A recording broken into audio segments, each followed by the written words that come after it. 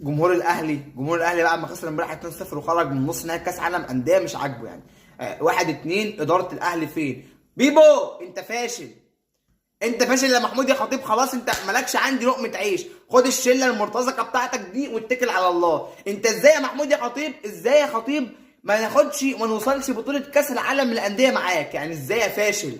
ازاي ده؟ انت يا جدع معانا من 2017، من 2017 لحد 2024 فزت معانا بثلاث بطولات دوري ابطال افريقيا فقط، وشاركنا معاك في 4 مرات كاس عالم الانديه، وخدت معاك 3 برونزيه و4 مرات كاس عالم انديه متتاليه بشارك معاك يا خطيب، وانت فاشل.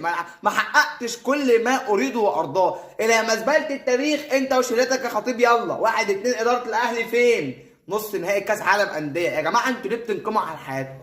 جماهير النادي الاهلي لماذا تنقم على حياتك؟ يعني انت معاك البطولات دي وعايز تاخد بطوله كاس عالم انديه؟ يا اخي ده ايه الفوق